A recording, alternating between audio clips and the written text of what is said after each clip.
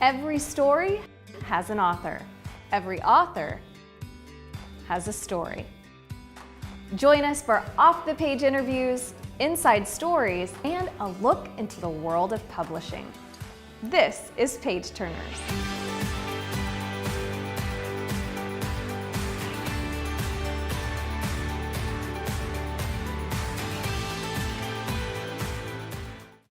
Hi, welcome to Page Turners, presented by the agency at Brown Books. I'm Hillary Kennedy.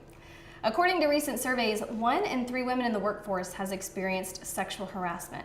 And my guests today are highly successful women who have thrived in male-dominated industries, and they've also authored the book Play Nice: Playground Rules for Respect in the Workplace. And they know firsthand that sexual harassment is alive and well. So please welcome Brigitte Kimichik and J.R. Tomlinson. Thanks for having us. Well, so ladies, what has it been like for you to advance your careers in these male-dominated industries? Well, it's for me personally challenging, especially in the beginning. When I started my first job, I had a senior partner hand me a stack of files and tell me quite sternly that I would need to roll up my sleeves and work very, very hard because in his experience, women were just not as capable and wouldn't be able to work the long hours. So I looked at him and smiled and said, "Sir, I won't disappoint you," and I left with my stack of papers and thought to myself, wow, I am clearly not starting on an even playing field with my male colleagues. So I made it my mission to work very hard, to always be ahead of the game, stay one step ahead, and never give a man specifically a reason in my job to find any criticism. So that was hard initially, but I got used to it. I got better at my job, and I was better, and I learned a lot from my male colleagues. And I'm sure JR had very similar experiences in her career. Yes, I was going to say, advancing in a male-dominated field, I mean, I feel like my journey was like full of obstacles, but also a lot of blessings. Because, you know, I taught myself to work thoroughly on a subject so that I became an asset to my client or the team. And also, too, I mean, all the guys were given opportunities. Women were never given opportunities. So I had to learn how to create and make my own opportunities. But also, there's also a lot of valuable things, as Brigitte said, that you learn from working in a male-dominated field. I mean, I learned how to negotiate. I learned how to read a man's behavior in meetings. You know, you learn how to promote yourself and your success, like men are very good at, and also learn to lean on my strengths and how to pick my battles. Yeah, and once you gain that trust of your male colleagues, they will be amazing mentors and supporters, and you need them to advance your career in a male-dominated environment. So, I love that you both found the positives in this situation. Oh, absolutely. So can you give me another specific instance of sexual harassment in the workplace that either happened to you or that you witnessed happening?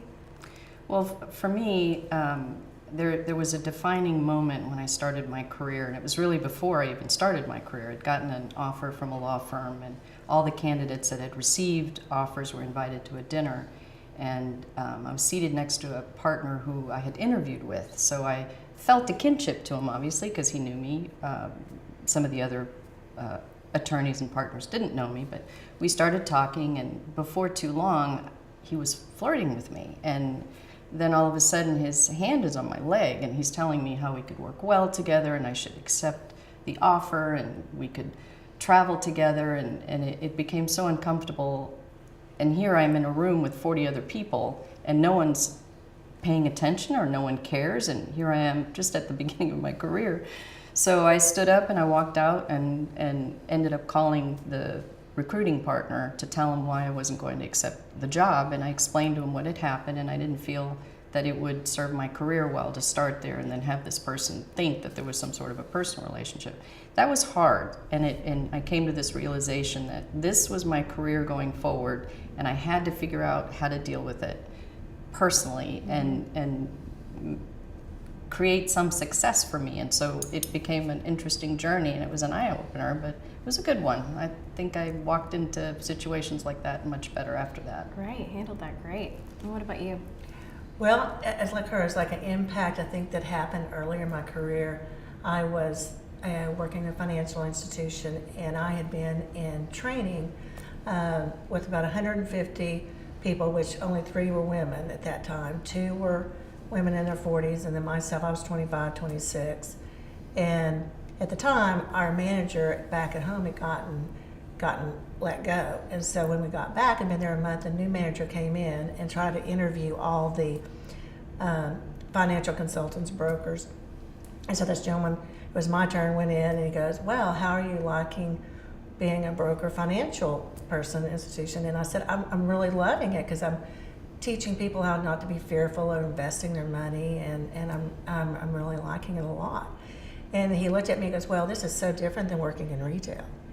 And I looked at him and I said, oh, I don't think you've looked at my resume. I said, I've never worked in retail. And I said, I graduated in finance investments and been in finance investment firms since I graduated. Oh, well, in my opinion, I don't believe young, beautiful women belong in this industry.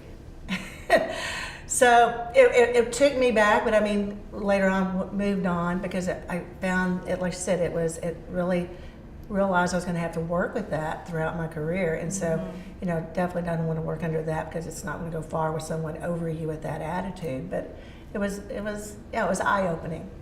It is. It definitely makes you stop and think what happens to you the first time like that, because you realize this probably isn't the first time or the last time this is going to happen. All right, so why do only a limited percentage of sexually harassed women actually report the incidents? The simple answer is fear. It's fear of humiliation, retaliation, fear of losing the opportunity or the job, and then sometimes it's fear of personal safety. Mm-hmm. And a lot of times if you work for a company and you're lucky enough to have human resources to go to complain, you have to think long and hard whether it's going to be worth your time to go through this emotional, physical trauma of filing a complaint against someone who has much more clout than you, and they may be looking out for that person as opposed to you. So we hope, of course, that's not the case with current companies and their current policies, but we see those stories in the news every single day. Right. Because So a lot of times their main interest is keeping the person who maybe is making the company the most money or has the highest standing, That's all of those exactly things. right. Mm-hmm. So why do you think we've seen so many cases where behavior of high performers appears to have been tolerated for years or even decades? I mean, we just kind of touched on it a little bit, but what are your thoughts on that? We did. I mean, if you look at all these stories of powerful men that are now sort of have lost their jobs and are now maybe looking for new jobs. I don't know. It's fairly typical that if you're a very profitable person in a company, the company has to look at the risk of maintaining that person and what the ultimate cost might be if you have someone complaining and potentially filing a lawsuit. For many companies, that's a long process for a complainant. So by the time it ever gets to be a sort of a money issue, maybe that person ends up leaving, or they get fired, or they just can't handle the pressure, and so it's a good risk for them to take, and a company doesn't want to lose a high performer. Mm-hmm. Yeah, and Brigitte and I had a good friend that was a leader in a leadership position and team, and she turned in to her company, you know, from team members because it was, you know, some bad behavior going on and kind of a toxic environment. So she turned it in to basically try to solve the issue. And in the end, she got pushed out of the company. And basically being not a team player and complainer or not being leadership material. And, you know, again, in the instance that maybe the violators were threatened, or also maybe the violators had more value. Right. And what's interesting about her story is she was in fact a high performer. Yeah. Okay, she was a visible, beautiful manager, and her staff really liked her. So she was just trying to help the company with a problem that would have benefited all if they had resolved it. But instead, they decided it would be too much work. It would probably cause too much of a distraction, and in the end, it just wasn't worth the time or money, basically. So they just wanted to get rid of the whistleblower. So they did. They just pushed her out. Wow. Well, so the experiences that you've both had clearly has given you a passion for this topic. So what makes your book, Play Nice, kind of a unique approach to this whole topic of sexual harassment? Well, I think what we're missing is reality. It's not realistic to think that anytime anything happens, you can run to HR, because you may not have an HR, right? And so we believe it's really important to take on the responsibility for yourself to deal with the issue right then and there. Make it a teaching moment, because if you don't, then the moment goes away and the person's not going to understand what it is they did was wrong. And so that was our main purpose with Play Nice and the concept we came up with to deal with sexual harassment. Well, so your book, it's anything but childish and simplistic for sure, but you've chosen to use the playground and the sandbox to illustrate your points. So would you explain sort of the playground rules for us? Well, we decided, we really talked about this for so long. We're trying to figure out a way to communicate that wouldn't turn the reader off and that would engage the reader a little bit. So we thought, you know what, let's just go back to the beginning of time as young kids and our first interactions with children, or girls and boys, and that's on the playground, right? So we thought anybody could relate to that. And on the playground, most playgrounds have playground rules to make interactions easier, to make the playground safer. So we thought if we can take readers back to those rules, and most of us know the basic rules, then maybe we can communicate better to explain this is inappropriate behavior. So I don't know if you want to give an example. Well, on Play Nice, what we did, we used the sandbox as the men and women playing together, in the office environment, and then really the playground, as the business or the company and itself. And like I said, example of what we use is what we have in the book is, simple rule: treat others as you want to be treated. Treat other players, and that's an easy rule. So if someone makes a response, and one of our responses, you can respond to that, and they can appreciate. A male could respect that they wouldn't want to be treated, in the same way. Right. I love that. It's a great concept, and it's a good reminder of our simple beginnings, and that those rules are in place for a reason, and we still need them as adults. So a lot of high-profile cases, they get a lot of attention, but how does your book empower women in all types of workplace environments to kind of rise above being a victim and actually take matters into their own hands? We wrote Play Nice for that very reason. We wanted it to speak to every person, whether they're powerful or not, because the reality is a lot of the population that doesn't have a voice doesn't have the resource to go seek help. So the only resource they have is themselves. So we want to empower women to find that courage and respect for themselves, to take ownership of themselves and do something about that behavior right when it happens. That's the whole idea. So it's trying to play to everyone. That's our goal. Yeah, and what we like to do is, like you said, it gives them the courage to stop it right then. It's like Brigitte was saying, we both have new little puppies, and it's like training when you're there. If you do it at the moment, then they remember, and they remember why you're doing it, and it's a teachable moment. If you go back 3-6 months later, they're not going to remember. It doesn't have the same effect, right? Or impact. That's such an interesting thing to say, because when I got a puppy, they told me, if you catch them in the act of doing something wrong, you have to teach them right then, because you can't go back and try and teach them later when they're out of that moment, because they don't understand what they've done wrong. So that's very interesting. Do you both believe that women's rights have come a long way?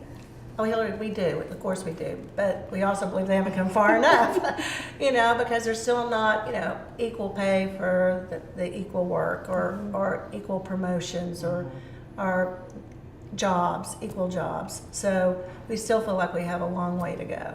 And to give you another example, someone in my family, I won't say who it was, made a comment, well, sexual harassment is not really a crime. That's kind of a strong term. And it took me aback a little bit, because first of all, I've been talking about this for 10 years, so surprised by the comment. But if you take McDonald's is a very good example of these women and men who work for McDonald's, who are low-income earners. They need their jobs. They're, in many cases, desperate. This is their job. And And the more senior people who are not very well educated on the topic of sexual harassment are taking full advantage of these low-income earners. And it's not just inappropriate touching, it's pushing them into a closet and sexually assaulting them. And it goes beyond what we generally know to be sexual harassment. And that's a crime, that's an absolute crime.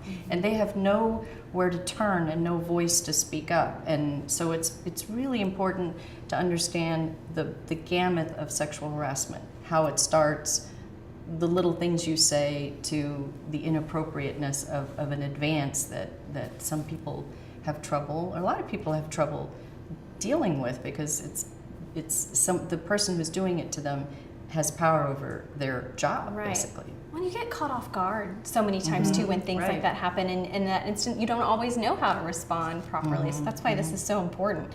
And do you think that the Me Too movement that's been talked about pretty widely over the past several months, and do you think that it's still going to continue? Do you hope to see it continue? Yes, I do. I think long as we keep the conversation going, and long as we also continue to put a spotlight on the problems, like recently they've had the R. Kelly and the Gretchen Carlson show on Lifetime, which I think are must-sees. I think that's what you have to do, as long as people continue to speak up, and that's what our thing is, to start that discussion, keep that discussion going. Well, this is super important. It's extremely timely. Your book really covers a lot of things that people need to be talking about, especially in the workplace. And next time, we're going to be talking to you both about the different personality types and then the potential consequences that you might face, when you fight back. So thank you both so much for being here. Thanks for It's having been us. really interesting. All right, well, the book again, it's Play Nice, Playground Rules for Respect in the Workplace. Make sure and pick up a copy wherever books are sold, and we'll see you next time on the episodes of Page Turners.